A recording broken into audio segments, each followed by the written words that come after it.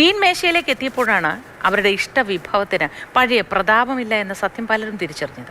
മത്തിയുടെ കാര്യമാണ് ഈ പറയുന്നത് കേട്ടോ. മലയാളിയുടെ മത്തിക്ക് വന്ന മാറ്റം അതെന്താണെന്നൊന്ന് പരിശോധിക്കേണ്ടേ? ആദ്യം നോക്കാം.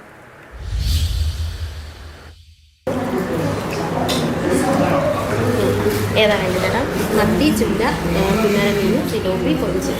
മത്തി എടുക്കാല്ലേ? മത്തി വെച്ചു. മത്തി വലിയ മത്തി ഇല്ലേ? ഇപ്പൊ ചെറിയ മത്തി വരുന്നുണ്ടോ? ആണോ? ശരി. ആണോ? മത്തിക്ക് വളരെ വലിപ്പമൊന്നും ഇല്ലല്ലോ അല്ലേ? എന്തായാലും ഈ വലിപ്പം കുറഞ്ഞതിൻ്റെ കാരണം ഇവിടെ നിന്ന് അന്വേഷിച്ചാൽ അറിയാൻ പറ്റില്ല. കഴിച്ച ഇലയും മടക്കി പുറത്തും അന്വേഷിക്കുക അല്ലേ?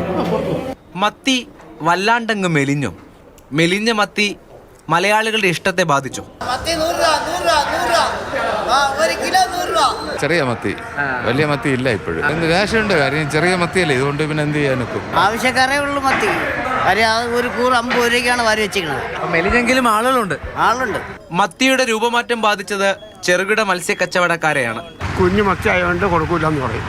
കുഞ്ഞു മത്തിയാണ്, അതുകൊണ്ട് കൊടുക്കൂല. കാരണം അവർക്ക് ഈ അച്ചുകൊണ്ട് ചുണ്ടാലും നോക്കൂല. വലിയ മത്തിയാണെങ്കിൽ എപ്പോഴായാലും മാച്ചണ്ട് പോകും. അതുകൊണ്ട് ഞങ്ങൾ മത്തിക്ക് പോകുന്നില്ല.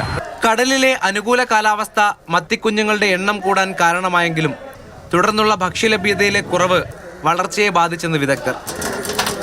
വലിപ്പമില്ലാതായതോടെ മത്തിയുടെ വിലയും കുറഞ്ഞു. വിലക്കുറവ് ആവശ്യക്കാരെ ആകർഷിക്കുന്നുമുണ്ട്. സംഭവം ഉള്ളതാണ് കേട്ടോ. നമ്മുടെ മത്തി വല്ലാണ്ടങ്ങ് മെലിഞ്ഞു പോയിരിക്കുന്നു. എങ്കിലും അപ്പോഴും മത്തിയോടുള്ള മലയാളിയുടെ ഇഷ്ടം അതങ്ങനെ പോയി പോകുന്ന ഒന്നല്ല. ഇവിടെ എത്തുന്നവർ മത്തി പഴയ പ്രതാപത്തിൽ തീൻമേശയിലെത്തുമെന്ന പ്രതീക്ഷയിലാണ് വരുന്നത്. സജികുമാറിനൊപ്പം രാഹുൽ ജി നാഥ്, മാതൃഭൂമി ന്യൂസ്, തിരുവനന്തപുരം.